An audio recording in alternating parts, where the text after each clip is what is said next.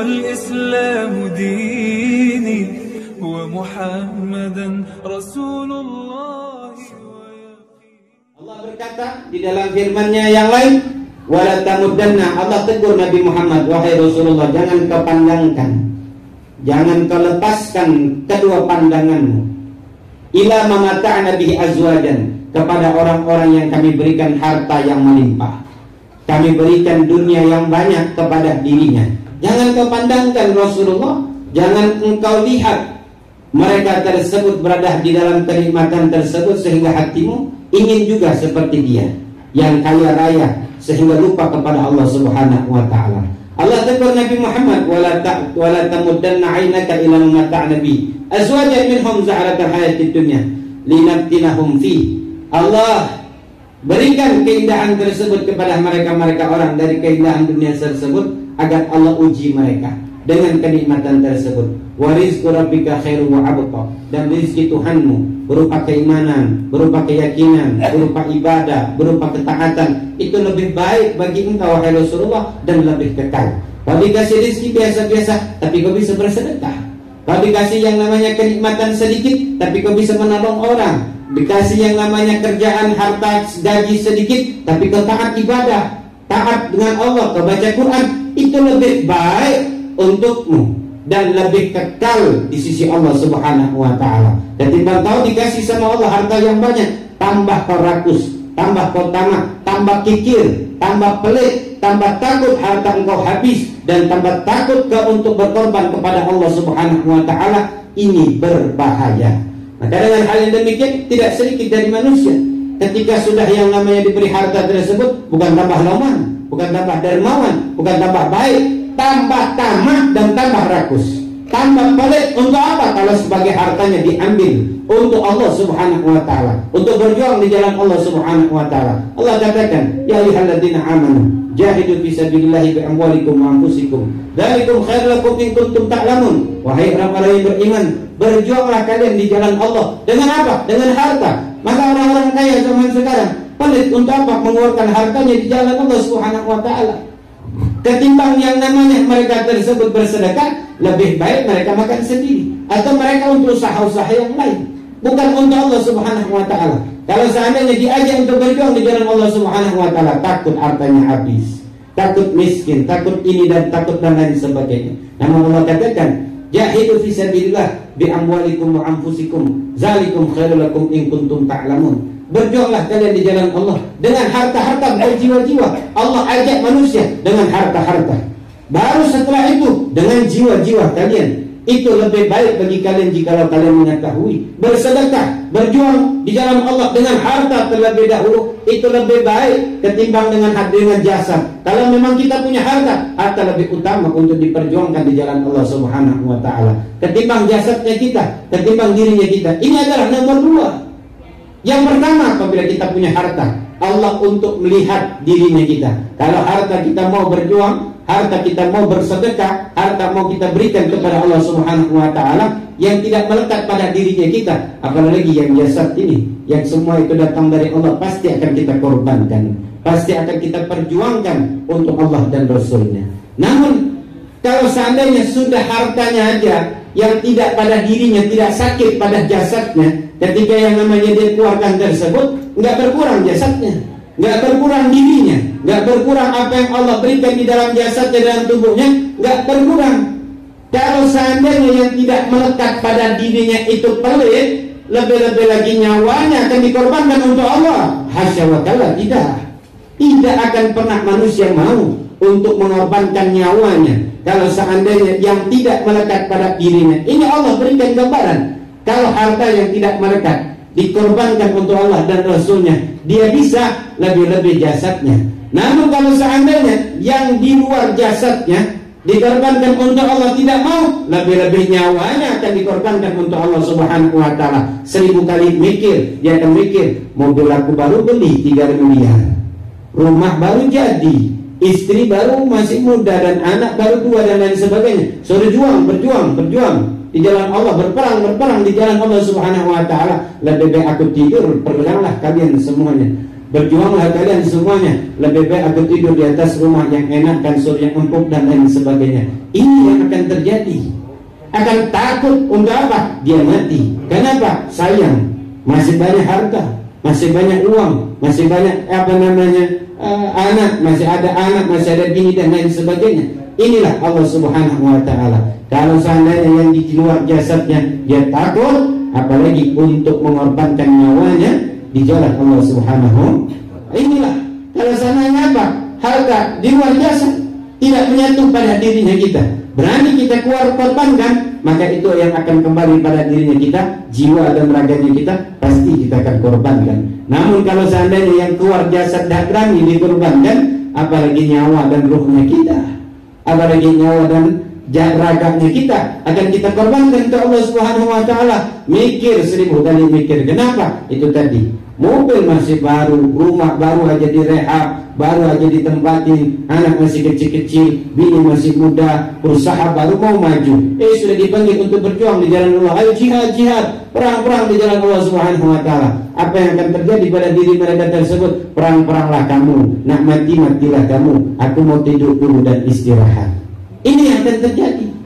Maka dari hal yang demikian, ayo sama-sama untuk apa? Kita bertafakur bahwasanya kehidupan di dunia ini, ayyukum ahsanu amala, siapa yang paling baik amalnya. Wa qala ta'ala man kana yuridul harsal akhirah najid lahu fi harsi wa man kana yuridul harsal dunya nu'tihi minha wa ma lahu fil akhirati min nasib. Siapa orang yang menginginkan kebaikan akhirat dari apa yang dia peroleh di atas dunia ini, tujuannya untuk beribadah. Dia kerja tujuannya untuk apa? Ibadah kepada Allah. Dia mencari nafkah tujuan untuk apa? Untuk memberi anak dan istri makanan yang halal, agar mereka semua itu selamat dari siksa neraka, siksa yang namanya siksa Allah yang teramat pedih. Dia mencari nafkah bukan untuk kekayaan, tapi untuk apa? Kewajiban dia kepada Allah memberi nafkah kepada anak dan istri, dan dia berupaya di dalam mencari nafkah tersebut nafkah yang betul-betul halal, nafkah yang betul-betul diridhoi oleh Allah Subhanahu wa ta'ala. Ini orang yang demikian ini, maka apa yang kata Allah? Wa man kana yurid harsal akhirat nazid lahu fil arsi, maka akan kami berkahi harta yang dicari tersebut, dunia yang dicari tersebut. Kalau seandainya dia mencari dunia tersebut untuk menambah keyakinan, untuk mempermudah dia beribadah kepada Allah, nazid lahu fil harsi, maka kami akan tambah keberkahan di dalam apa yang dia cari, apa yang dia peroleh, apa yang dia lakukan, maka akan Allah tambah keberkahan di dunia. Begitu juga nazid lahu fi harsi, di akhirat Allah akan tambah pula keberkahan tersebut di akhirat. Di dunia dia dapat bagian, di akhirat lebih-lebih lagi. Wa man kana yurid harsad dunya nu'tihi minha wa ma lahu fil akhirati min nasib. Namun bagi siapa orang yang mencari dunia memang semata-mata untuk dia senang-senang di atas dunia ini, tidak dia pakai untuk mendekatkan diri kepada Allah, tidak dia pakai untuk menolong sesama hamba Allah, tidak dia pakai untuk membayar zakat, bersedekah, untuk ibadah, melaksanakan rukun Islam dan lain sebagainya, maka orang yang demikian yang dia cari dunia tersebut untuk kepentingan nafsu dan syahwatnya saja, maka nu'tihi minha, Allah juga akan kasih. Bukan enggak dikasih. Berapa banyak orang yang kafir dikayakan oleh Allah Subhanahu wa ta'ala. Berapa banyak orang yang syirik, Allah kasih usaha yang mewah, usaha yang megah banyak dan lain sebagainya. Karena dia yang itulah yang akan Allah kasih. Allah akan kasih, bukan enggak dikasih. Allah akan kasih siapapun orang yang menginginkan di atas dunia ini harta kekayaan untuk kepentingan nafsunya, Allah akan kasih. Namun bagaimana? Wa ma lahu fil akhirati min nasib. Namun ingatlah, bagi orang yang menjadikan dunia ini adalah satu tujuannya, bukan Allah Subhanahu wa ta'ala, dia akan diberikan dunia tersebut oleh Allah, namun di akhirat tidak ada bagian lagi jadinya. Tidak ada lagi jatahnya untuk mendapatkan kesenangan, untuk mendapatkan kebahagiaan. Apa yang dia dapat adalah ila jahannam wa bi'sal masir, kepada neraka Allah, dan sejelek-jeleknya tempat dia kembali kepada Allah Subhanahu wa ta'ala.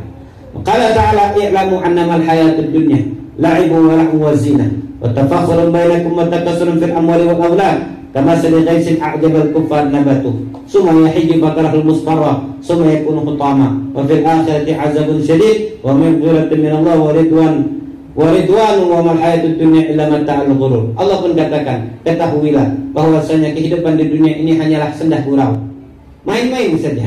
La'ibun wa la'wun wa zinah, perhiasan, main-main, sendah gurau, itulah isinya, ketawa-ketawa, senang-senang, dan tidak ada yang lain, perhiasan, keindahan, itu yang ada di dalam hati hidup di atas dunia ini. Apa setelah mendapatkan itu semua? Wa tafakhurun bainakum wa takasurun fil amwali wal aulad. Kemudian berbangga-bangga kalau sudah dapat duit banyak, harta yang melimpah ruah, mulai manusia tersebut naik bahunya, naik kepalanya, naik dadanya, berbangga-bangga diri. Aku punya sekian hektar, aku punya sekian hektar, aku punya ini, aku punya itu. Itu yang akan ditampakkan, itu yang akan ditonjolkan oleh manusia. Di saat kala diajak untuk berdakwah, diajak untuk kepada Allah, untuk diajak sholat, nantilah, belum saatnya, ada saatnya, nantilah. Belum lagi kumpul. Nanti kalau sudah semuanya kumpul, barulah akan aku sholat. Ini yang akan ada. Wa takasurun, adanya berbangga-bangga, tafakhurun bainakum wa takasur. Di dalam apa? Memperbanyak, bermegah-megahan. Mereka bermegah-megahan di dalam harta kekayaan untuk semakin banyak lagi di dalam harta, dan untuk banyaknya adalah keturunan tersebut. Bangga, banyak manusia banggain anakku sekarang jadi ini, anakku jadi itu. Nah, itulah perumpamaan yang namanya dunia tersebut. Indahnya sebentar saja, enaknya sesaat saja, selebihnya nggak ada lagi indah-indahnya, nggak ada lagi elok-eloknya, nggak ada bagus-bagusnya. Sebentar saja keindahan tersebut. Wa fil akhirati azabun syadid wa maghfiratun minallah wa ridwan wa mal hayatud dunya illa mata'ul ghurur. Namun tidak cuma hanya seperti itu.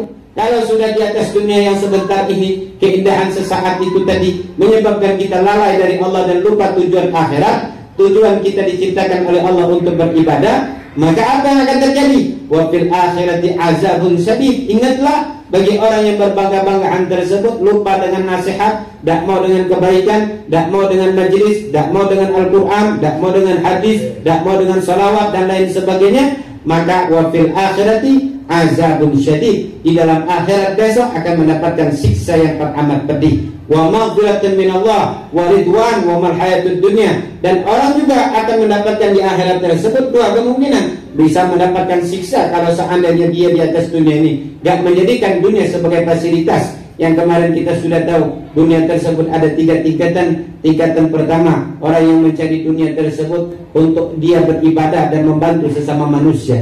Dunia tersebut dia cari untuk apa? Untuk dia ini tadi makan senang-senang. Akan ada hisabnya. Yang terakhir, untuk melupakan dan durhaka kepada Allah Subhanahu wa ta'ala. Dia akan masuk ke dalam neraka Allah Subhanahu wa ta'ala. Itulah tingkatan-tingkatan dunia. Dan kita yang mana?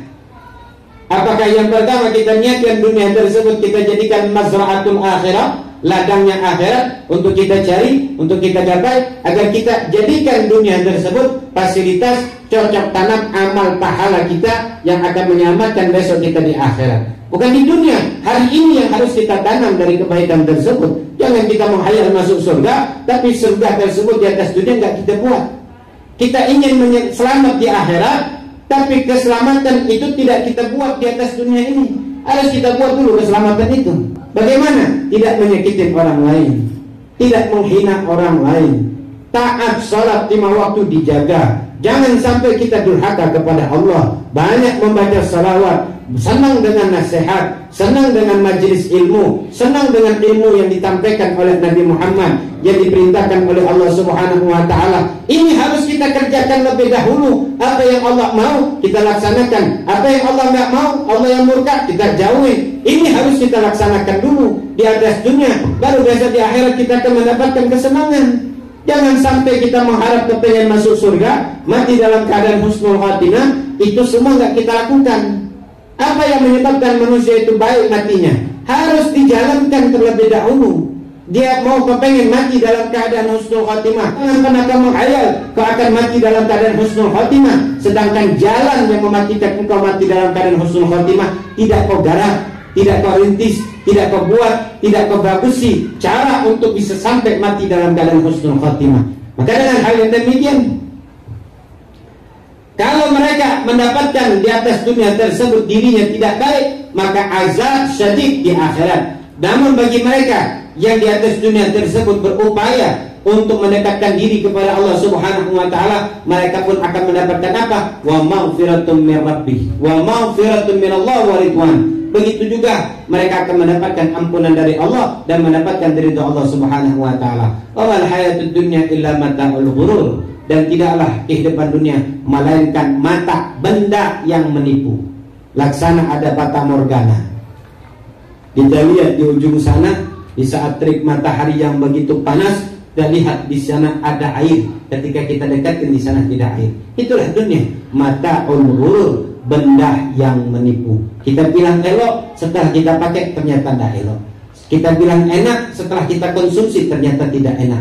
Itulah semuanya dunia. Tidak ada kepuasan. Setiap dari kita apa yang kita hasilkan, tidak ada kepuasan, tidak ada kesenangan, kecuali kepuasan tersebut dan kesenangan tersebut apabila kau kerjakan perintah Allah Subhanahu wa taala dan kau jauhin semua larangan Allah Subhanahu wa taala. Karena kebahagiaan bukanlah apa yang kau miliki, tapi kebahagiaan apa yang ada di dalam hati. Engkau merasa damai, engkau merasa senang, engkau merasa cinta kepada Allah. Itulah sesungguhnya kekayaan dan kebahagiaan yang hakiki yang tidak bisa dimiliki oleh siapapun manusia yang mempunyai harta yang banyak untuk membuat dirinya damai, kecuali orang yang bertakwa dan sujud kepada Allah Subhanahu wa taala. Siapa orang yang durhaka kepada Allah, melampaui batas di atas dunia ini, ingatlah wa asaral hayatad dunya, dan melebihi mengutamakan dunia ketimbang akhirat. Fa innal jahima hiyal ma'wa, maka neraka jahimlah tempatnya, neraka Allah yang teramat pedih. Yang teramat pedihlah tempat manusia yang lebih mencintai dunia ketimbang akhirat dan berlaku zalim di atas dunia, maka tempatnya neraka Allah Subhanahu wa ta'ala. والإسلام ديني ومحمدا رسول الله.